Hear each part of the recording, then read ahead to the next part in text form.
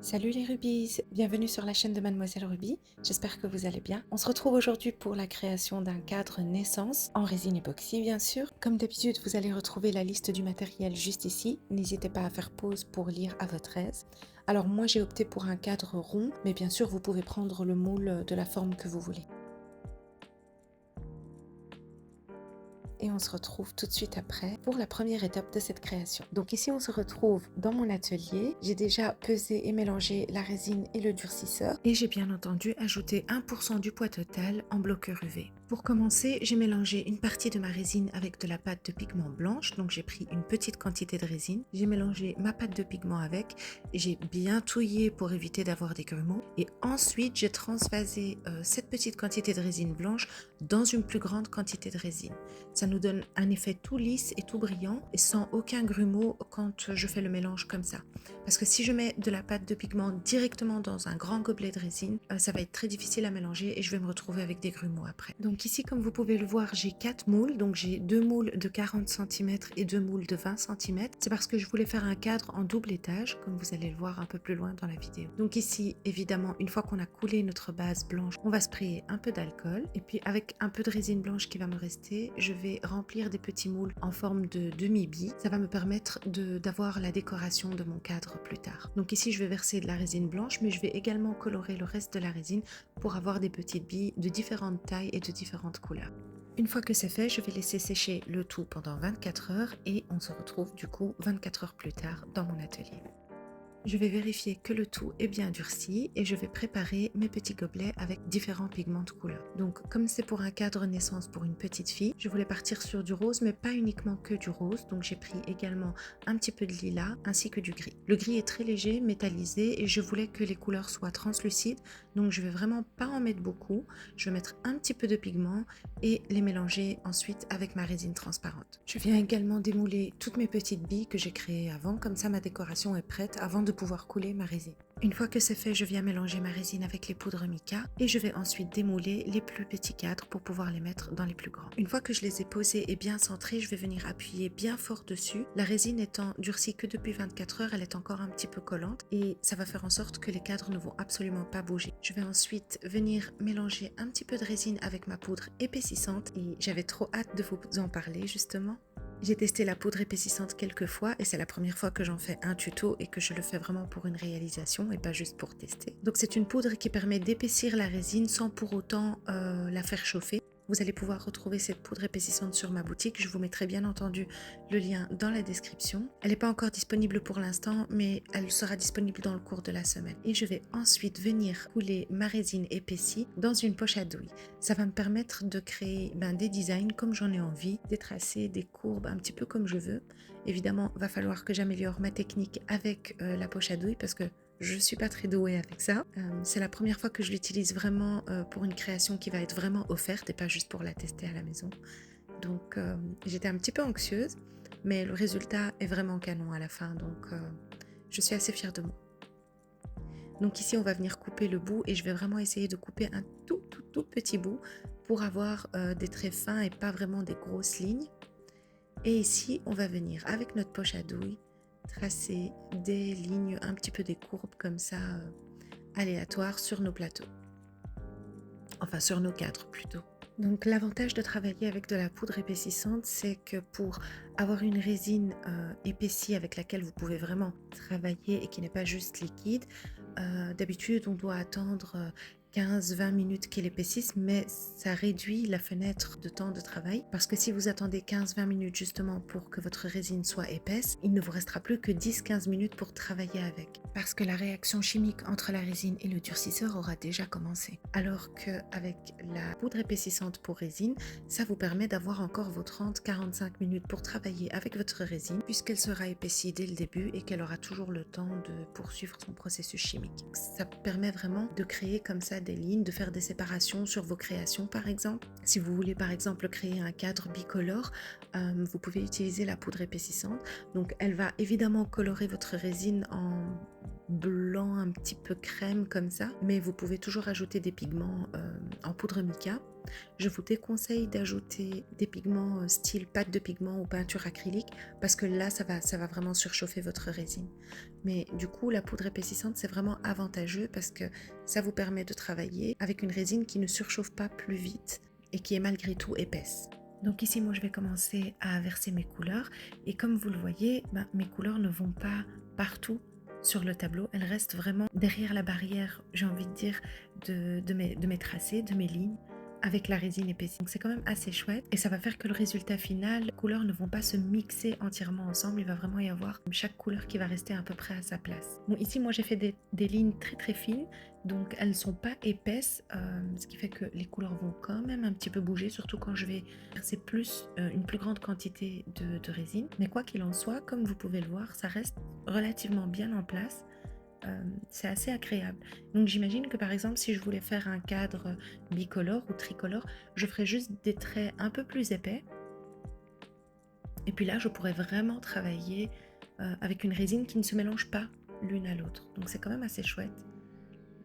Ça permet d'ouvrir encore plus les possibilités de création avec la résine. Donc ici je vais accélérer un petit peu la vidéo parce que ça va être vraiment long comme je suis en train de faire 2 cadres en même temps.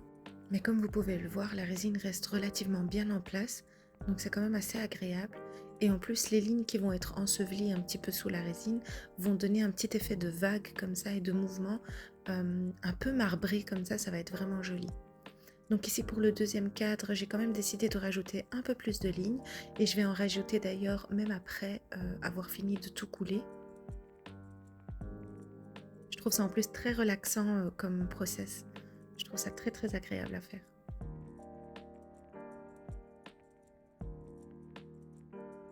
Donc ici, je vais rajouter quelques lignes parce que je trouvais qu'il n'y en avait pas assez. Puis je trouvais ça trop chouette à utiliser, donc j'arrivais pas à m'arrêter. C'est un petit peu le défaut quand on travaille avec la résine, on a toujours envie d'en avoir plus. Et puis il y a des lignes qui ont été un petit peu ensevelies comme ça sous la résine, donc je trouvais que c'était plus sympa de repasser dessus, histoire qu'on les voit bien. Alors je ne sais pas si vous remarquez sur la vidéo, mais quand je trace la ligne, je pars de l'extérieur du moule. Ça évite en fait d'avoir des grosses boules au départ comme ça, des lignes, et d'avoir des lignes vraiment bien continues et bien fines.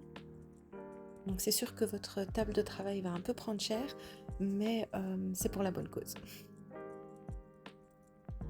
Ça vous permettra d'avoir comme ça des créations avec des lignes bien continues qui n'ont pas l'air d'avoir de début et de fin et qui n'est pas comme ça des gros paquets au début et à la fin de vos lignes, de vos tracés. Comme d'habitude, protégez bien vos tables, surtout avec du papier cuisson, c'est juste nickel. Parce qu'une fois que la résine durcit dessus, vous pouvez juste la décoller, elle se décolle assez facilement et vous n'aurez pas à devoir soit nettoyer votre table avec une spatule ou encore abîmer votre table avec la résine qui partirait plus. Donc vraiment le papier cuisson c'est juste l'idéal pour protéger votre table de travail. Une fois que j'ai fini, évidemment, j'oublie pas de passer encore un petit coup d'alcool dessus pour avoir une surface ultra lisse et brillante. Il n'y a pas mieux que l'alcool isopropanol. Et avec le reste de la résine, je vais encore créer des semi-billes colorées et j'ai aussi décidé de créer des petits cœurs. Donc c'est toujours bien d'avoir ce genre de petits moules. Quand il vous reste trop de résine, vous pouvez créer des petites pièces qui vous serviront après à décorer vos nouvelles créations. Donc c'est toujours bien et ça vous évite de gaspiller la résine en fait. Et voici un petit aperçu de notre deuxième coulée colorée. Comme vous pouvez le voir, ça fait un petit peu un effet de vague comme ça. Et puis les poudres mica ultra scintillantes, c'est juste magnifique. Moi j'adore, je trouve que le résultat est vraiment incroyable. J'aime beaucoup. Donc on va laisser ça sécher pendant 48 heures et on se retrouve 48 heures plus tard pour démouler nos petits cœurs et nos semi-billes. Et ensuite couler une dernière couche top coat avec la décoration de nos cadres. Donc ici je commence par disposer mes petites décorations, mes petites semi-billes, mes petits cœurs pour voir un petit peu ce que ça va donner. Je fais ça avant de couler la résine. Ça me permet de décider de l'emplacement de chaque décoration et aussi d'avoir un visuel du résultat final. Alors j'accélère la vidéo, ici je l'ai mise sur 10 et j'ai découpé tellement de parties de ce passage-là parce que ça m'a pris énormément de temps. D'abord j'ai mis ça comme ça, puis c'était un peu trop chargé, puis j'ai retiré, puis je me suis dit peut-être sans les papillons. Et au final j'ai opté pour ce résultat assez épuré. Je voulais quand même que ça reste quelque chose de léger. J'ai rajouté des petites paillettes blanches sur celui de droite et sur celui de gauche, je suis partie sur des petites paillettes roses. Vous allez voir quand je vais approcher la caméra, on les verra un peu plus. Mais vraiment, je les ai parsemées par-ci par-là, donc pour un résultat vraiment très léger. Et donc là, c'est parti, on commence la coulée de la dernière couche, donc ça va être le top coat en fait. Et ça va nous permettre de fixer toutes les petites billes et les petits cœurs. Je fais bien attention de couler la résine sur chaque petite bille pour qu'elle ait un effet bien brillant et une finition bien brillante également, et qu'elle n'ait pas un rendu mat qui soit différent du reste du cadre.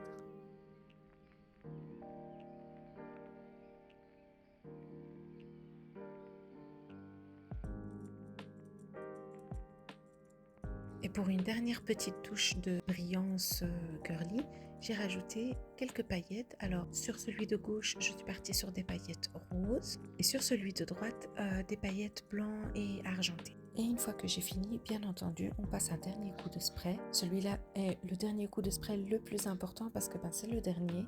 Ici, c'est notre surface finale. Et comme vous pouvez le voir, le résultat est incroyable. C'est ultra brillant et il faut absolument que ça reste comme ça. Donc ici, on va laisser nos tableaux sécher pendant encore 48 heures avant de les démouler. Et on se retrouve pour la dernière partie de la vidéo où on va poncer, personnaliser et apporter toutes les finitions et la dernière petite touche pour que ce cadre soit totalement réussi. Donc ici, je commence par poncer les bords.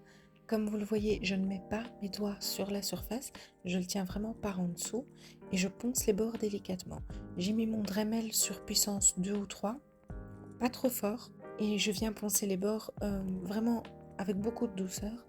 On veut juste éviter que les bords soient tranchants parce que vous le savez, la résine c'est ultra coupant, donc on va essayer de faire en sorte que les bords soient doux au toucher et qu'ils ne soient pas dangereux pour nos clients.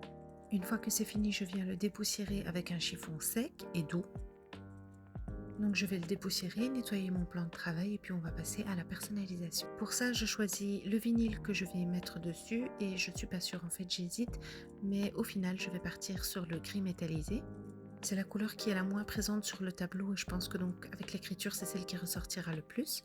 Je place mon vinyle sur ma feuille de transport et voici le design que j'ai réalisé sur le programme de ma silhouette portrait, que vous voyez à l'œuvre ici. Donc pendant ce temps, je vais préparer mon papier de transfert et je vais écheniller mon design pour pouvoir le transférer sur le cadre.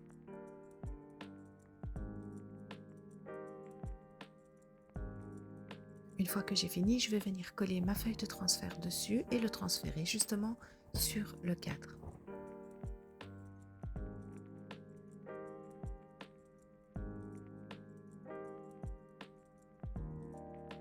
Une fois que je l'ai posé bien droit, je vais venir retirer le film de transfert tout doucement en évitant au maximum de toucher la surface du plateau. Je veux absolument éviter de laisser des empreintes de doigts, malgré tout le plateau n'a que 5 jours. La résine peut encore être un peu fragile, même si elle est complètement durcie. Si j'appuie beaucoup trop fort ou que mes doigts sont, je sais pas moi, un petit peu moites ou quoi, je risquerais de laisser des empreintes. Donc j'évite absolument de laisser mes doigts, surtout que j'ai besoin de mettre de la pression pour retirer le papier de transfert. Et voilà le résultat. Je me suis pas trompée en choisissant le vinyle argenté. Finalement, je trouve que ça rend super bien. C'est vraiment très joli. Il est un peu iridescent comme ça, donc il brille. Au final, j'ai ajouté encore une petite phrase en mettant le petit bonheur, c'est moi. Je trouvais que ça rendait bien et puis comme ça le tableau ne fait pas trop vide. Et pour finir, je vais venir ajouter une petite touche d'argenté sur les bords en utilisant un feutre permanent. Donc c'est un argenté ultra lumineux et brillant. Je le passe vraiment uniquement sur le bord. Je ne fais pas un gros trait. Je le passe vraiment sur le bord pour que le bord soit argenté. Ça ressortira encore un peu plus, mais ça va être vraiment très léger.